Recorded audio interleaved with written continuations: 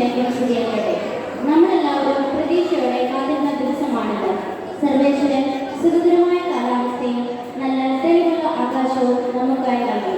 ഈ മനോഹരമായ ദിവസത്തിൽ ഞങ്ങൾ സെന്റ് ജോൺസ് ഗ്രൂപ്പ് അഭിമാനപൂർവ്വം അവതരിപ്പിക്കുന്ന കലാവിരുന്നിന് സാക്ഷികളാകുവാൻ നിങ്ങളെല്ലാവരെയും ക്ഷണിക്കുന്നു.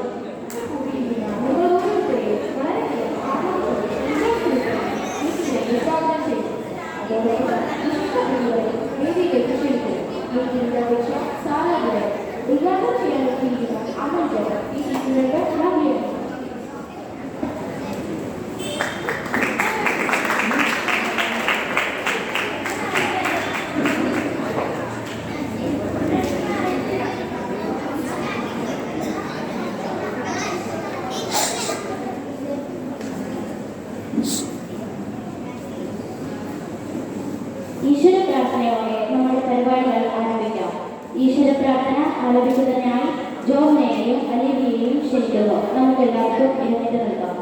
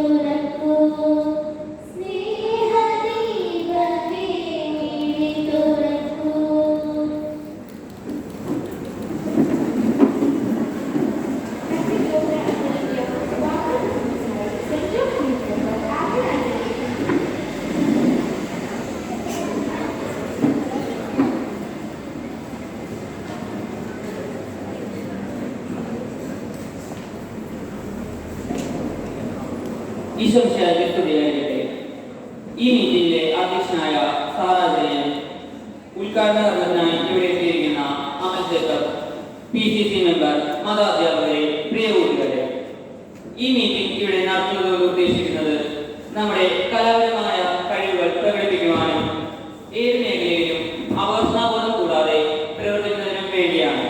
എല്ലാത്തിനും ഉപരിയായി നമ്മൾ ഒത്തൊരുമയോടെ പ്രവർത്തിച്ച് ഇതിനായി സമയം കണ്ടെത്തി എല്ലാവരും ഒരുങ്ങുകയാണ്. ആ പരിപാടി ഇവിടെ അവതരിപ്പിക്കുമ്പോൾ അവതരിപ്പിക്കുകയാണ്. ഈ സന്തോഷവേളയിലേക്ക് എല്ലാവരെയും സ്വാഗതം ചെയ്യുക എന്നതാണ് എന്റെ കർത്തവ്യം. ആദ്യമായി അധ്യക്ഷയായ സാറാജനെ സ്വാഗതം ചെയ്യുന്നു. മീറ്റിംഗ് ഉദ്ഘാടനം ചെയ്യുന്നതിനായി ഇവിടെ എത്തിയിരിക്കുന്ന അമൽ ജേക്കബിനെ സ്വാഗതം ചെയ്യുന്നു. എല്ലാത്തിനും ഞങ്ങളോടൊപ്പം ഉണ്ടായിരിക്കുന്ന PCC മെമ്പർ ലൗലി ആന്റിയെ സ്വാഗതം ചെയ്യുന്നു. ഈ മീറ്റിംഗിൽ സംബന്ധിക്കാൻ ഇവിടെ എത്തിച്ചേർന്നിരിക്കുന്ന എല്ലാവരെയും സ്വാഗതം ചെയ്തുകൊണ്ട് ഞാൻ നിർത്തുന്നു. നന്ദി. ജയിക്കട്ടെ. Thank you Alvin. അധ്യക്ഷ പ്രസംഗത്തിനായി ഗ്രൂപ്പ് ലീഡർ സാറാ ജയനെ ക്ഷണിക്കുന്നു.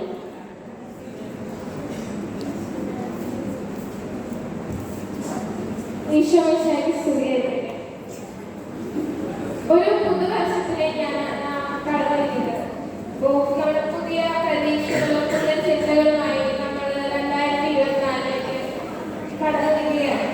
അപ്പോൾ എല്ലാവർക്കും അനുഗ്രഹങ്ങളും പ്രതീക്ഷകളും നിറഞ്ഞ ഒരു വർഷമായിട്ട് 2024 ഞാൻ ആശംസിക്കുന്നു. ഇന്ന് നമ്മൾ അനുസ്മരിക്കുന്ന ഒരു രക്തസാക്ഷിയുണ്ട്. ആ രക്തസാക്ഷിയാണ് ദേവസഹായമുള്ള.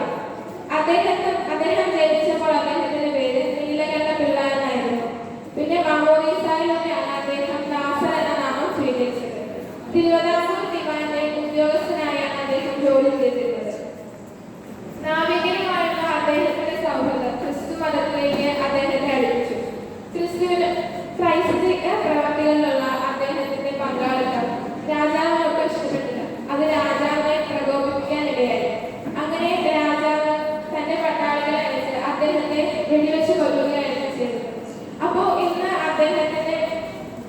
അദ്ദേഹം മരിച്ചതിന്റെ ഓർമ്മയ്ക്കായി നാം ഇന്ന് ആചരിക്കുന്നു. അതുപോലെ മാമോദീസായിലൂടെ നമ്മളും ദൈവത്തെ പ്രഘോഷിക്കാൻ കടപ്പെട്ടിരിക്കുന്നു. അങ്ങനെ ദൈവത്തിന്റെ അനുഗ്രഹങ്ങളും എല്ലാം നമ്മോടുകൂടി ഉണ്ടായിരിക്കട്ടെ എന്ന് ആശംസിച്ചുകൊണ്ട് ഞാൻ എന്റെ വാക്കുകൾ ചുരുക്കുന്നു.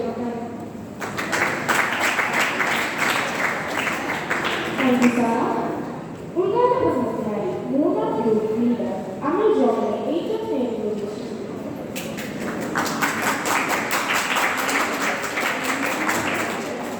പ്രിയപ്പെട്ട അധ്യക്ഷൻ, ഈ ചിത്രങ്ങൾ ബ്രദർ മാതാപിതാക്കളെ എൻ്റെ പ്രിയപ്പെട്ടവരെ, നാം ഇവിടെ അയക്കുന്നത് ഒന്നാം ഗ്രൂപ്പിലെ മീറ്റിംഗിന് വേണ്ടിയാണ്. ഓരോ ഗ്രൂപ്പ് മീറ്റിങ്ങും നമ്മുടെ കഴിവുകൾ പ്രചരിപ്പിക്കാൻ വേണ്ടിയുള്ളതാണ്. ഈ അവസരം കിട്ടുന്ന അവസരങ്ങളെല്ലാം നാം നമ്മുടെ വളർച്ചയ്ക്കായുള്ള ചവിട്ടുപടികളായി കരുതി അവ വിനിയോഗിക്കാൻ നമുക്ക് ശ്രമിക്കാം. ഞാനിതുവരെ ഔദ്യോഗികമായി മീറ്റിംഗ് ഉദ്ഘാടനം ചെയ്തത് അറിയിക്കുന്നു. നന്ദി, നമസ്കാരം. Thank you, Amal. PCC member Ravi Andrew Children.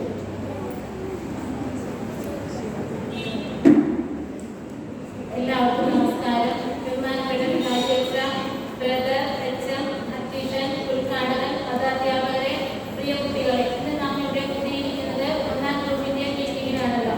ഒന്നാം ഗ്രൂപ്പിന്റെ മീറ്റിംഗിനായി ആശംസ പറയുന്നതാണ് എന്റെ കർത്തവ്യം. ഒന്നാം ഗ്രൂപ്പിന്റെ മീറ്റിംഗിൽ ആശംസ പറയുന്നതിനായി എന്നെ ക്ഷണിച്ചതിന് ഞാൻ നന്ദി പറയുന്നു. ഒന്നാം ഗ്രൂപ്പ് പ്രിയ കുട്ടികളെ, കുട്ടികളായ നിങ്ങൾക്ക് കിട്ടിയിരിക്കുന്ന എല്ലാ കഴിവുകളും സമയവും പഠനത്തിനും നല്ല പ്രവർത്തനങ്ങൾക്കും വേണ്ടി വിനിയോഗിക്കണം.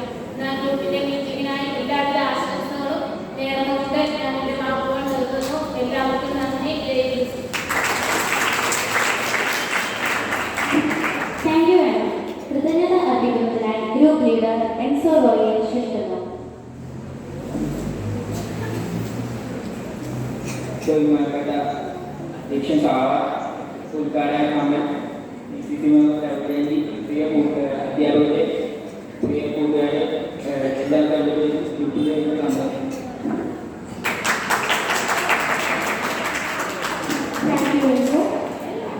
എല്ലാവരും പ്രതീക്ഷയോടെ കാത്തിരുന്നു.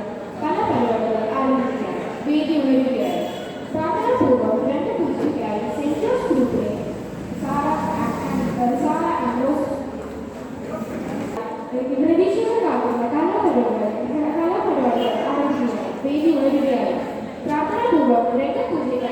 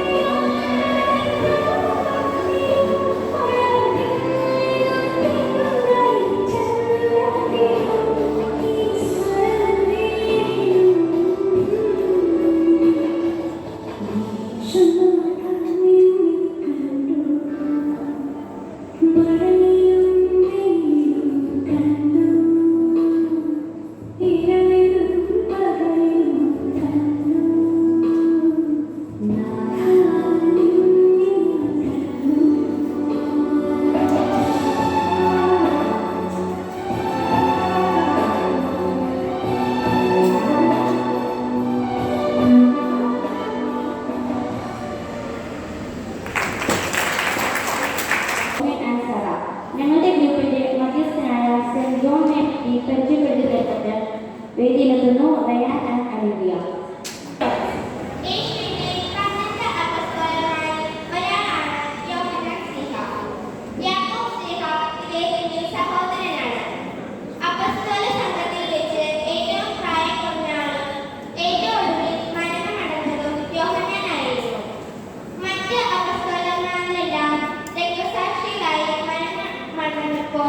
സ്വാഭാവിക മരണം വരിച്ച ഏക അപ്പസ്തോലനാണ് യോഹന്നാൻ.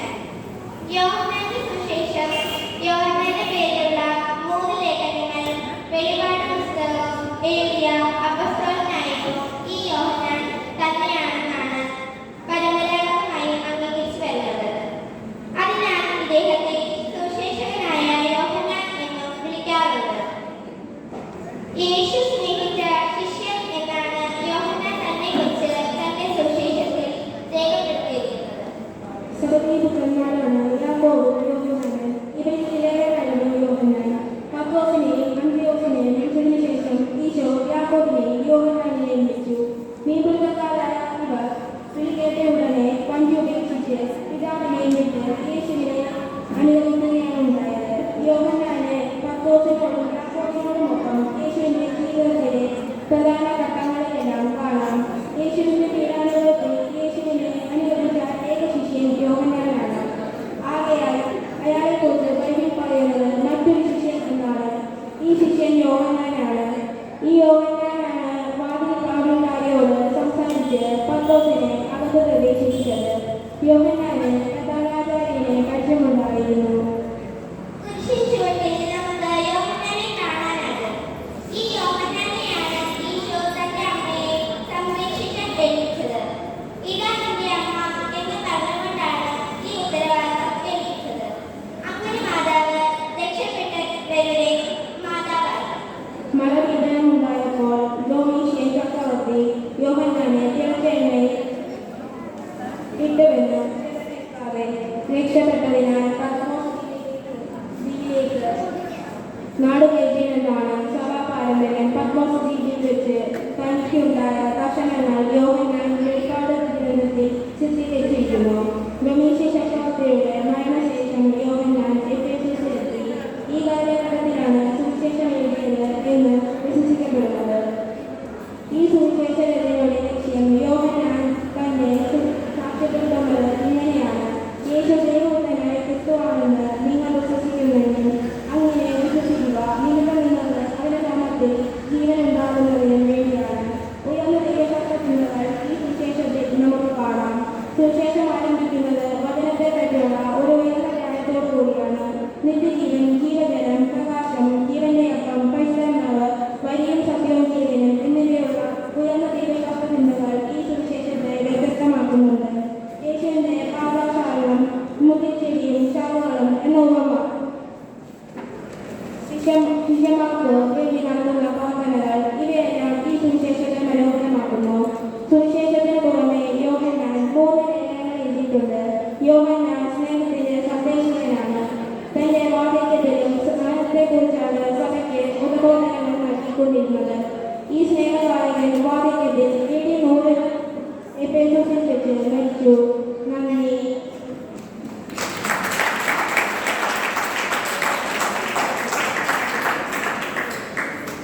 Thank you Ryan and Alivia. അടുത്തതായി ഒരു സൂപ്പർ ആക്ഷൻ സോങ്ങുമായി നിങ്ങളുടെ മുന്നിൽ എത്തുന്നു ആൻഡ്രിയ ആൻഡ് ടീം.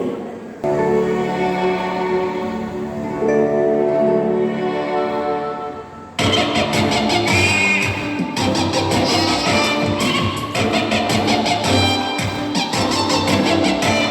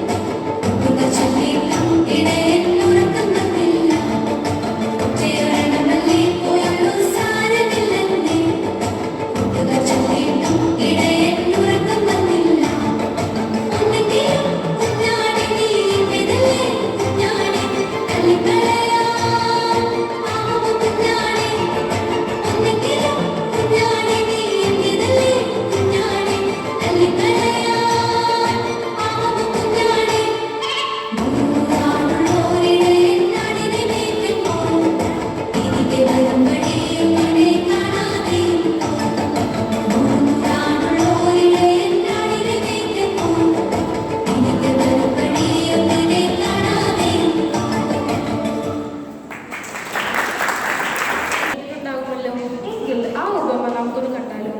നിങ്ങളുടെ മുമ്പിൽ എത്തുന്നു സാറ ആൻഡ് മറിയം. എന്നാൽ വിശുദ്ധ യോഹന്നാന്റെ സുവിശേഷം 4-ാം അധ്യായത്തിലെ പ്രധാന കഥാപാത്രങ്ങളായ യേശുക്രിസ്തുവിനെയും ശമരിയക്കാരത്തെ സ്ത്രീയെയും ആസ്പദമാക്കി കുമാരനാശാൻ രചിച്ച ചണ്ടാല ഭിക്ഷുകി എന്ന കവിത പ്രചുര പ്രചാരം നേടിയിട്ടുണ്ട്. ശമരിയ പട്ടണത്തിൽ സുഖാർ എന്ന സ്ഥലത്ത് ഒരു ശമരിയ സ്ത്രീ വെള്ളം കോരുവാൻ വന്നു. വഴി നടന്ന് ക്ഷീണിച്ച യേശു ക്ഷീണം അകറ്റുവാനായി ആ സ്ത്രീയോട് ദാഹജലം ചോദിച്ചു. താൻ അധകൃതയായ സ്ത്രീയാണെന്നും തൻ്റെ കയ്യിൽ നിന്നും വെള്ളം കുടിക്കുന്നത് തെറ്റല്ലേ എന്നും ആ സ്ത്രീ യേശുവിനോട് ചോദിക്കുന്നു. എന്നാൽ സമത്വത്തിന്റെ സന്ദേശം ക്രിസ്തുദേവൻ ഇവിടെ പകരുന്നതാണ് ഈ സംഗീത ശില്പത്തിന്റെ ഇതിവൃത്തം. നമുക്ക് ശ്രദ്ധിക്കാം. യേശു ശമരിയ സ്ത്രീ.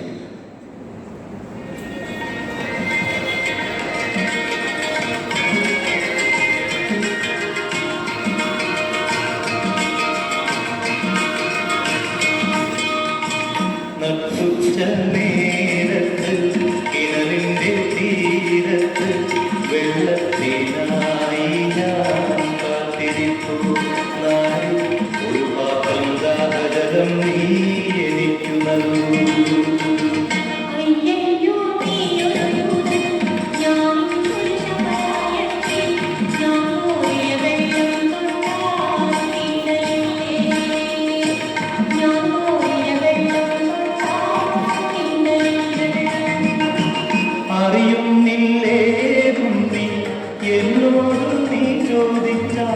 ജീവന്റെ ജലം കോരിത്തരുമല്ലോ ഞാൻ, ജീവന്റെ ജലം കോരിത്തരുമല്ലോ ഞാൻ.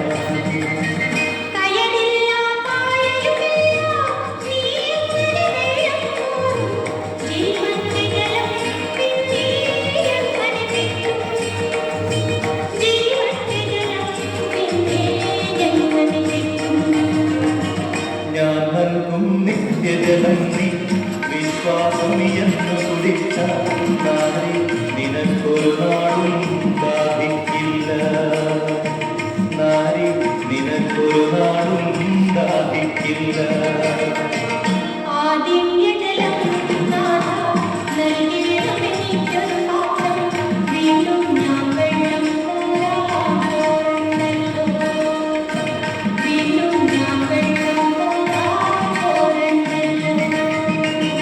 മഹിളെ നീ വീട്ടിൽ പോയി നീ കണവനെയും കൊണ്ടുവരൂ നീ.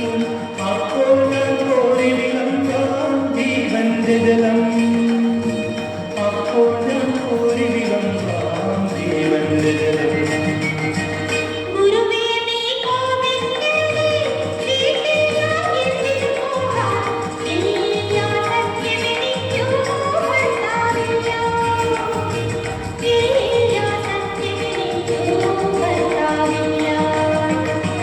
നീ ചൊന്നത് സത്യം തന്നെ, കണവന്മാരുണ്ടായി.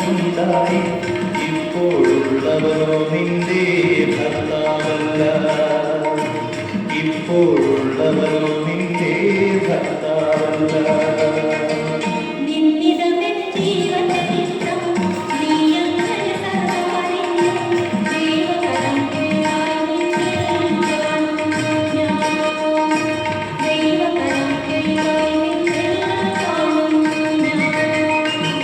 മകളെ നീ ശങ്കിക്കണ്ട, ദൈവത്തിൻ പുത്രൻ തന്നെ നിൻ മുൻപിൽ നിൽക്കുന്നു നീ അറിഞ്ഞുകൊള്ളുക. നിൻ മുൻപിൽ നിൽക്കുന്നു നീ അറിഞ്ഞുകൊള്ളുക.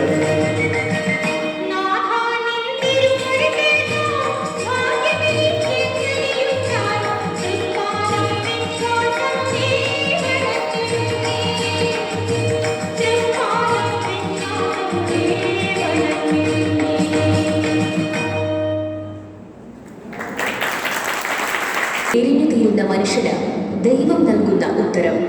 സഹനദാസനായ ജോബ്. നമുക്കും പറയാൻ സാധിക്കട്ടെ, ദൈവം തന്നു, ദൈവം എടുത്തു, ദൈവത്തിൻ്റെ നാമം മഹത്വപ്പെടട്ടെ.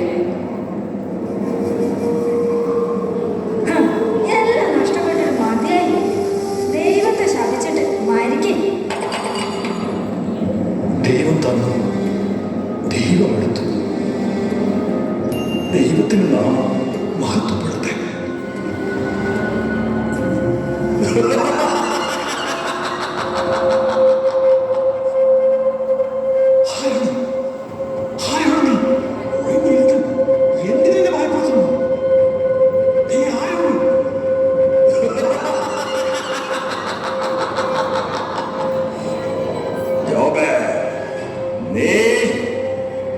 നീതിമാനായിരുന്നിട്ടും നിനക്ക് നീതി ലഭിച്ചോ? ഇല്ല, ഇല്ല. നീ അവരെ തള്ളിപ്പറയ. എന്നിട്ട് എന്റെ സാമ്രാജ്യത്തിലേക്ക് വരൂ. ഇല്ല, നിന്നെ എനിക്കറിയില്ല. നീ അകന്നു പോ, എന്നിൽ നിന്ന് അകന്നു പോ.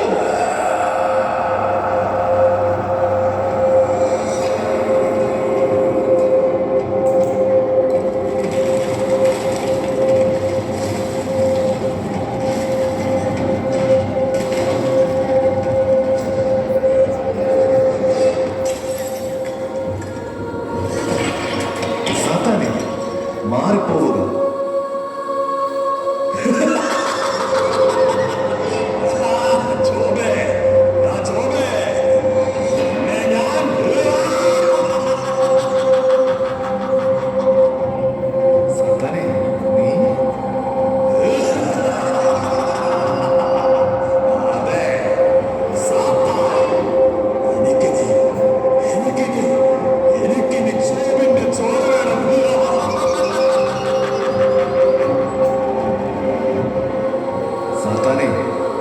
നീ എന്റെ ദാസന്റെ മേൽ കൈവയ്ക്കരുത്.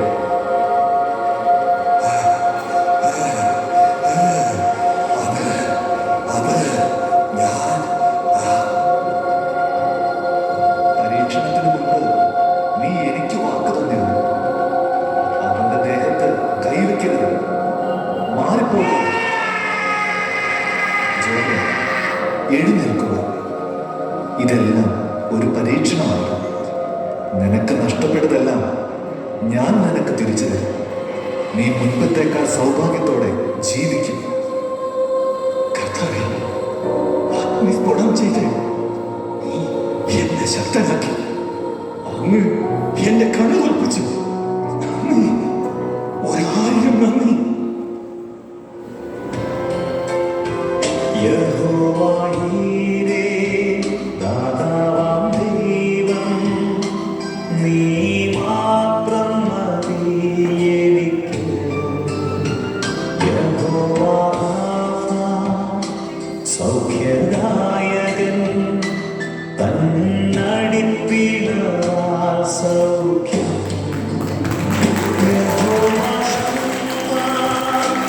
കൂടെയിരിക്കും, കരുതുവൻ ആവശ്യങ്ങൾ. നീ മാത്രം മതി, നീ മാത്രം മതി, നീ മാത്രം മതി എനിക്ക്. നീ മാത്രം മതി, നീ മാത്രം മതി, നീ മാത്രം മതി എനിക്ക്.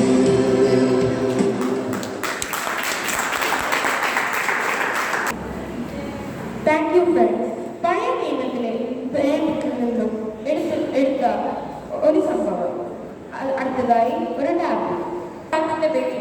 പിന്നീട് ഒരിക്കൽ ദൈവം അബ്രഹാത്തെ പരീക്ഷിച്ചു.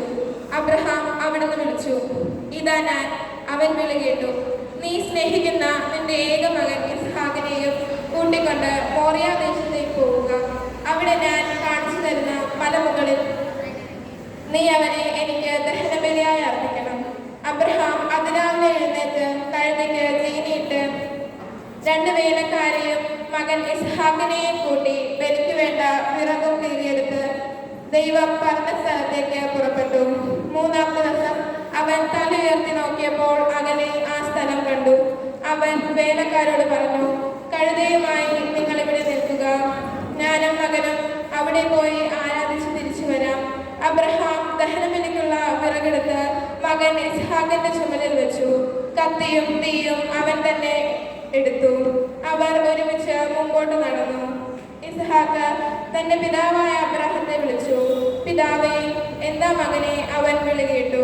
ഇസ്ഹാക്ക് പറഞ്ഞു, തീയും വിറകുമുണ്ടല്ലോ, എന്നാൽ ദഹനബലിക്കുള്ള കുഞ്ഞാട് എവിടെ? അവൻ മറുപടി പറഞ്ഞു, ബലിക്കുള്ള കുഞ്ഞാടിനെ ദൈവം തന്നെ തരും. അവരൊന്നിച്ച് മുമ്പോട്ടും പോയി. ദൈവം പറഞ്ഞ സ്ഥലത്തെത്തിയപ്പോൾ അബ്രഹാം അവിടെ ഒരു ബലിപീഠം പണിതു. വിറക് അടുക്കി വെച്ചിട്ട് ഇസ്ഹാക്കിനെ ബന്ധിച്ച് വിറകിന് മീതെ കിടത്തി. മകനെ ബലി കഴിക്കാൻ അബ്രഹാം കത്തി കയ്യിലെടുത്തു. തൽക്ഷണം കർത്താവിന്റെ ദൂതൻ ആകാശത്തു നിന്ന് അബ്രഹാം, അബ്രഹാം എന്ന് വിളിച്ചു. ഇതാ ഞാൻ, അവൻ വിളി കേട്ടു. കുട്ടിയുടെ മേൽ കൈവെക്കരുത്, അവനെ ഒന്നും ചെയ്യരുത്. നീ ദൈവത്തെ ഭയപ്പെടുന്നുവെന്ന് എനിക്കിപ്പോൾ ഉറപ്പായി. കാരണം നിന്റെ ഏകപുത്രനെ എനിക്ക് തരാൻ നീ മടി കാണിച്ചില്ല. അബ്രഹാം തലപൊക്കി നോക്കിയപ്പോൾ തന്റെ പിന്നിൽ മുൾച്ചെടികൾക്കിടയിൽ കൊമ്പുടക്കി കിടക്കുന്ന ഒരു മുട്ടനാടിനെ കണ്ടു. അവൻ അതിനെ മകന് പകരം ദഹനബലി അർപ്പിച്ചു. അബ്രഹാം ആ സ്ഥലത്തിന് യാഹ്വീരേ എന്ന പേരിട്ടു.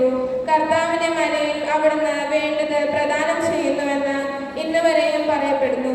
കർത്താവിന്റെ ദൂതൻ ആകാശത്തു നിന്ന് വീണ്ടും അബ്രഹാത്തെ വിളിച്ചു പറഞ്ഞു, കർത്താവ് അരുൾ ചെയ്യുന്നു, നീ നിന്റെ ഏകപുത്രനെ പോലും എനിക്ക് തരാൻ മടി കാണിക്കായതുകൊണ്ട് ഞാൻ ശപഥം ചെയ്യുന്നു. ഞാൻ നിന്നെ സമൃദ്ധമായി അനുഗ്രഹിക്കും.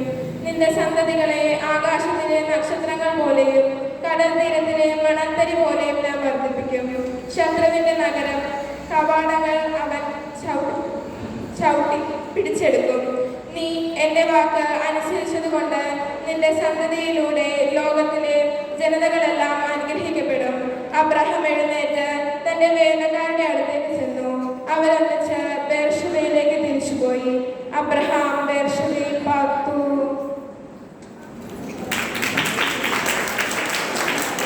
ഗാനവുമായി വേദിയിലെത്തുന്നു സെന്റ് ജോൺ ഗ്രൂപ്പ് മെമ്പേഴ്സ്.